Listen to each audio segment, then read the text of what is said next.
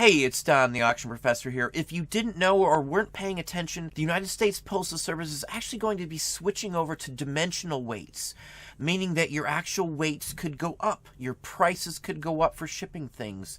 It's going to be actually classified by how big of an area the box actually takes and the weight. Whichever's higher is where the actual charge is going to come from. We're going to hop over there right now, and we're going to show you the email that's going out. We're also going to take you into the details page and talk about it right now. So here we go. This is the actual email that they actually sent out. Change is coming to how your shipments are weighed. Again, this is directly related to the amount of space that your box takes up. So size-wise, the actual dimensions of your box. So let's actually look into this a little further. Here's actually the note when you actually click on to actually find the specific details. The services that are affected are going to be Priority Mail Express, and Parcel Select. Those are all that's actually going to be affected. So if you're still sending big boxes of media, it will not be affected by this actual change. This is a permanent change. If you do Amazon, you already know how important it is for the dimensions and such forth of your items. So you're probably putting the correct dimensions in. We actually do a business policy for all of our shipping, so we can actually go back in and change something if need be. We also charge for all of our shipping, so I have calculated shipping set up for everything. So the weights are correct, my size is already correct, so I literally don't have to do anything for this. So that is the way I do it. Again, if you're doing clothing or books or something else, you won't be able to do that. You'll have to actually include shipping. If you're off on shipping, it could be a big ordeal because, again, it's by size. Let's show you a little more in depth on this right now. So here's some more information. Obviously, what you want to do is choose the smallest possible box that anything you have will fit into. It's essential now, especially for those who give away shipping. If you are paying for the shipping out of your end, you want to have the darn smallest box, even if you have to cut it down, because there is a huge drastic difference in prices. As you see here, their explanation is talking about a pillow because it takes up so much space. So versus a shoe, a pair of shoes. Now in the case you see here, the pillow could actually cost 10 times what it costs to send that small box of shoes, even though the shoes could weigh twice as much. So again, it's by volume or by weight. So if weight's more, it's going to go by the weight charge, which obviously that probably would never happen. But if the volume, the size of the box is more than the shipping, you're going to pay for the size of the box over and above the shipping cost. This is the whole post office. This has nothing to do with eBay. This has to do with the post office in general. So this would affect you if you're selling on Amazon bigger items or Etsy or anywhere else that you ship through the post office. This is going to affect you. So this is a big, huge, monstrous change that everybody's going to have to get used to. Again, it has nothing to do with any specific platform. They are all doing this because this is the new government standard for this. So let's go a little more into how it's figured out. So here's determining your cubic inches. This is the key here. They're giving you an item, a specific item that weighs 1 pound.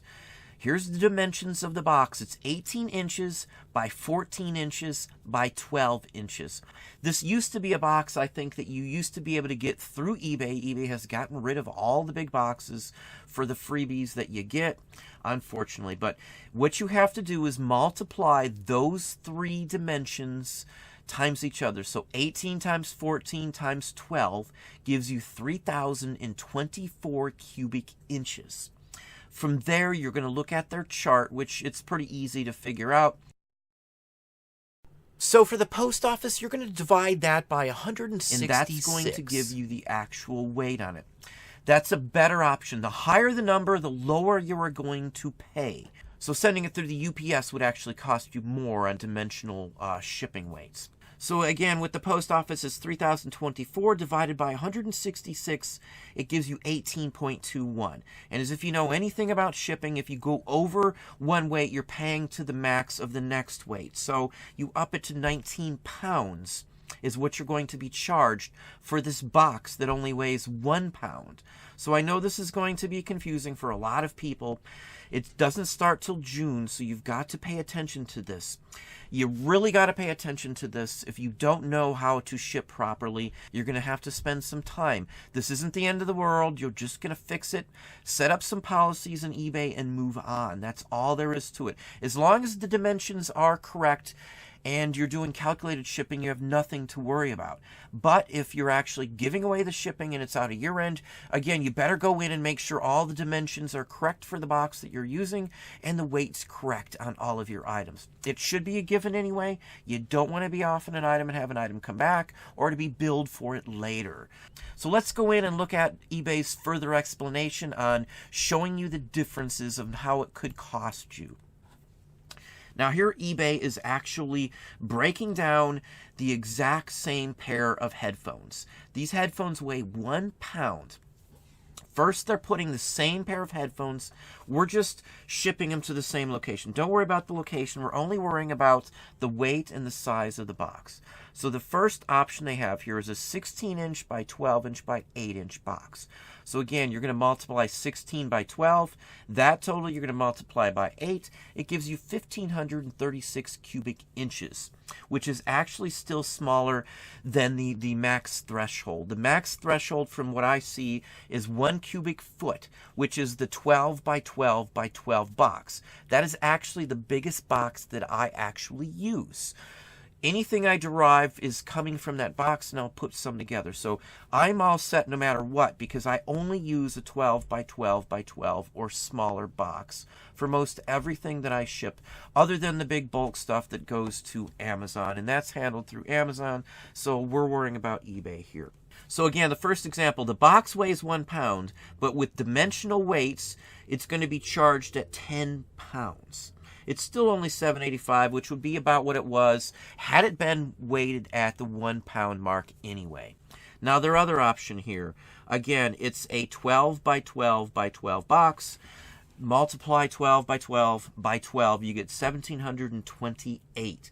So shipping that, it's going to have a dimensional actually weight on this of 11 pounds. So again, it's a 1 pound weighted box.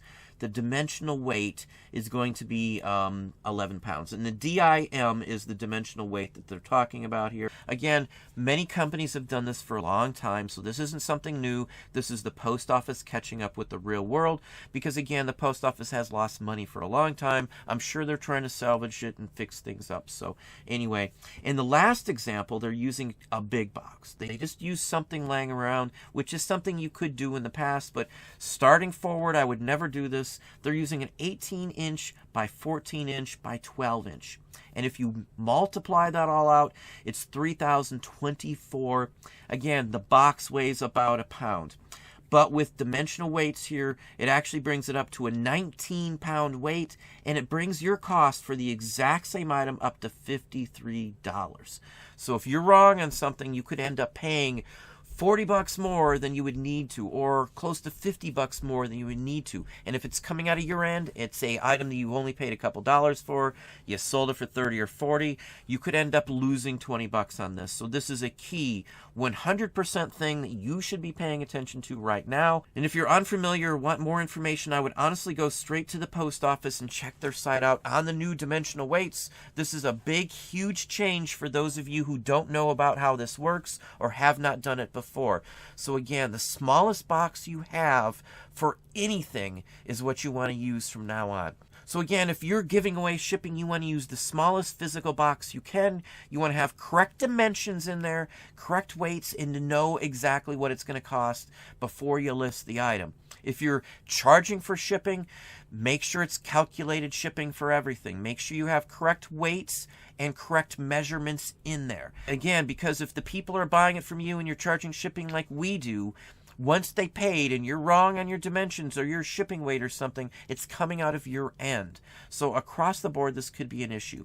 Again, if you set up yourself with business policies, it's real easy to fix this and switch things around overall for all of your items that weigh over a certain amount. We've separated every item over 4 pounds in our store, so I know what the weights, I know what the average size on most of our items.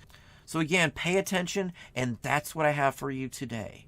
Well, there you go. Hopefully that gave you some thought on this. Hopefully you're paying attention. If you enjoyed the video, please hit that like button down below. You can also hit the bell icon to be notified if I post new content or go live. Subscribe and tell a friend.